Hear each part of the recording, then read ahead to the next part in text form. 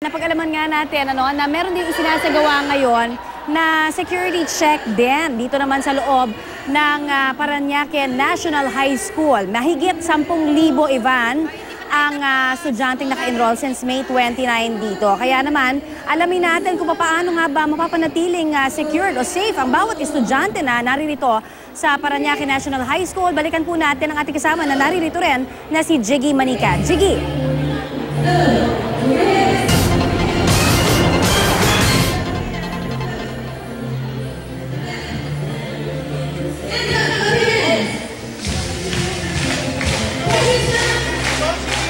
Maraming salamat po. Alam niyo po dito sa Parañaque National High School, isa sa mga kapuna-puna dito, itong mga bakal na hagdan na ito na dinadaanan natin ngayon at yung mga harang, yung mga barandilya na gaya nito dahil una po, dalawang purpose nitong hagdan na ito bukod sa pagiging fire or emergency exit po niya, minabuti po ng pamunuan ng eskwelahan na magkaroon ng ibang alternatibong madadaanan yung mga estudyante. Dahil nga sa laki ng populasyon ng eskwelahan na ito, ngayon po ay nasa 10,000.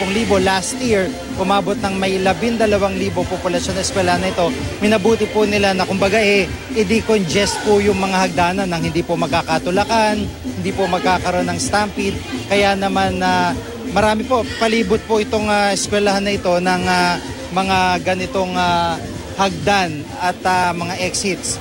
At sa ngayon nga po, nakikita nyo naman, ganito kaaga pa lang, punong-puno na. Talagang, kumbaga, tuloy-tuloy na mga aktibidad dito sa Parañaque National High School. Pero para malaman po natin yung iba pang mga ginagawa nila dito at ibang mga programa, kasama po natin ang mismong principal nila na si Dr. Rosendo Abulog. Dr. Abulog, magandang umaga po sa inyo. Magandang umaga din po.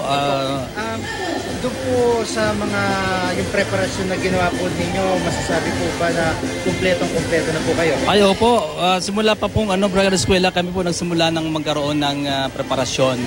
Tulad po ng pag-ayos ng mga classroom po natin, mga table po natin, mga upuan, mga CR, lahat po yan nagawa po namin bago pa naman magsimula itong klaseng ito ngayong umaga. Yung, di ba, nababalita natin yung West Valley Fort, yung mga earthquake drill, yung mga preparasyon doon. Ano po ang ginawa niyo rin bahagi sa Cognitive? Actually, we have a training with our teachers as well as the school personnel kung paano magkaroon kami ng tamang paraan oras magkaroon po tayo ng earthquake drill or bigla ang magkaroon ng earthquake. Nakahanda na po yung ating yung 8 nating mga exit ladder, handa na po yan para po sa kapakanan ng mga bata. In the event na magkaroon po, ay wala po madidisgrasya sa isa man sa kanila. Ito naman lahat itong mga hagdan na ito, itong mga daanan na ito at all times so bukas, wala hong sinasarap po dyan? Ay wala po. Open po yan 24 oras.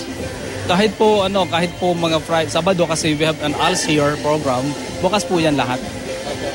Sa, di ba may shifting po kayo, pero isang classroom po, ano po ang parang student ratio? Ilan po bang estudyante sa bawat classroom po? Sa kabila po ng shifting na ginagawa? Asa ngayon po bali, we have 45 to 50. 45 students hanggang 50 ang ating pong standard class size. Kahit pa paano, manageable po? Manageable po yan. Tsaka bukod doon, may mga high-tech kayo na mga kagamitan dito? Ano po? Lalo na po yung aming innovative na computer, donated po ng Korean government and also from Australia and also from our government. We have that. Malaking bagay, ano po? Malaking bagay po sa ating mga mag-aaral, nagkaroon po kami rito ng computer. At syempre po sa mga teachers po natin na mahuhusay sa computer din. Karaniwan po sa karanasan nyo pag first day, lalo dito na malaki po ang population, ano po ang problema na na-encounter po ninyo? Sa ngayon po, bali kasi bago lang po ako dito, lang naman, minimal lang yung pong mga lit enrollees lang po. Apo. Yun lang po. Pagdating, wala na po. Apo. Maraming salamat po sa pagkakataon. Salamat din po. Apo, si Dr. Rosendo Abulog, siya po ang principal itong Parañaque National High School. Samantala, balikan po muli natin si Connie Sison na kasama din natin dito sa Parañaque National High School. Connie? Salamat sa iyo, Jiggy,